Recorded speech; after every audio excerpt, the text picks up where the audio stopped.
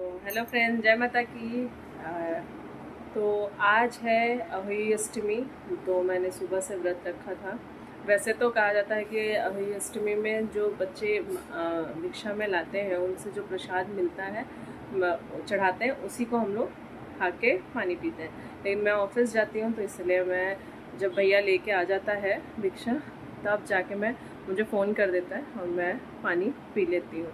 लेकिन मैंने फलहारी रहती हूँ, ऐसे कुछ नहीं जैसे कि कुछ फ्रूट्स ले लिया या दूध ले लिया, बस इतना ही रहता है। तो अभी आ गई हूँ मैं ऑफिस से। सुबह टाइम नहीं था बिल्कुल, क्योंकि दिवाली की सफाई में पूरे घर की बहुत बुरी हालत हो चुकी है।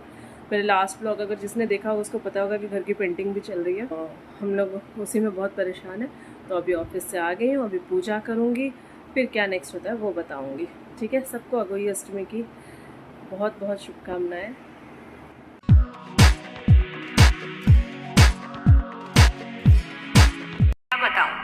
मेरे छोटे बेटे के कोई संतान नहीं है। संतान होती है और 7 दिन बाद में मृत्यु को प्राप्त हो जाती है। मैं इस बात को लेकर बहुत ही दुखी रहती हूँ। आप तो विद्वान हैं, मुझे देखकर बताइए कि ऐसी क्या बात है जिससे मेरे बेटे बहू को स्वस्थ संतान की प्राप्ति नहीं हो रही है।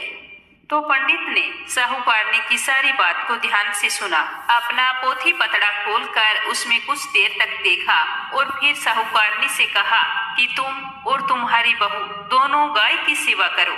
गौ माता श्याऊ माता की भाईली है जो सभी बाधाओं को दूर करता है। कहा जाता है कि कार्तिकेय और गणेश जी दोनों भाइयों के बीच में अक्सर इस बात को लेकर लड़ाई होती रहती थी कि कौन अच्छा है और कौन बड़ा है। दोनों ही अपने गुणों में निपुण और एक कार्तिक को नहीं हरा सकते। तभी कि सारा ब्रह्मांड तो महादेव और माता पार्वती में समाया है। तो चाहे ब्रह्मांड का चक्कर लगाऊं या फिर आपके चारों ओर कि यदि कोई गाय और कुत्ते की रोटी नहीं बनाएगा तो उसका फल तुझे मिलेगा। यदि कोई आदमी ब्राह्मण को भोजन करवाकर उसे दक्षिणा नहीं देगा तो उसका फल भी तुझे ही मिलेगा।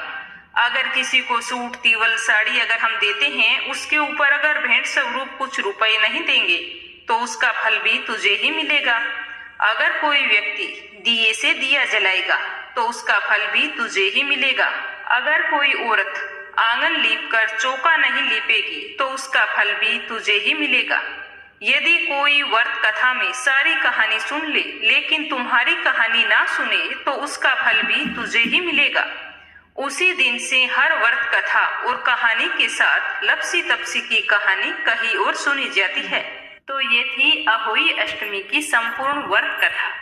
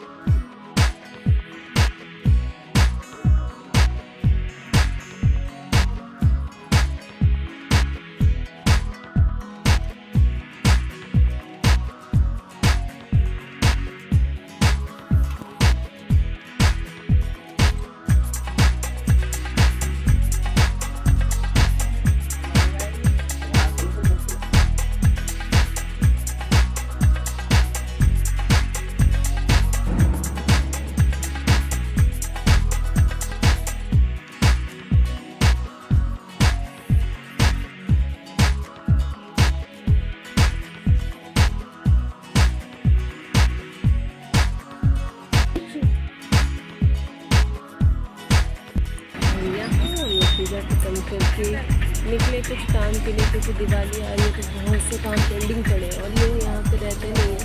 तो हमें पूजा खत्म करके निकले। तो ये देखिए, ये जो स्वस्ति है ना, ये मतलब मेरा प्रोफेशनल लाइफ का कैरियर स्टार्टिंग में से हुआ था, मतलब प्रीमियम से हुआ था, ब्रांड से नहीं। जा रहे थे तो रास्ते में ही था, तो मैंने सोचा कि मैं इसको कैप्चर कर लूँगी। ये स्वस्ति ब्रांड बहुत ही पुराना होटल कॉलेज बहुत अच्छा है। और उसके बाद मैं गई अंश का कुछ बुक्स लाना था। और यहाँ हम लोग रात को ठंडी हवा का मजा लेते हुए और अब हम पहुँच गए पेट्रोल पंप, फुल कराया क्योंकि मेरे हर वीकेंड में आते हैं ना, तो मैं बहुत चलाती हूँ। मैं इन्हीं से पेट्रोल भरवाती हूँ होने वाला है और फुल करवा देती हूँ टंकी। और यहाँ पे पेट्रोल दिया, फिर हम घर निकले, पेट्रोल भरा बताइएगा पनिशमेंट है वीकेंड का। फिर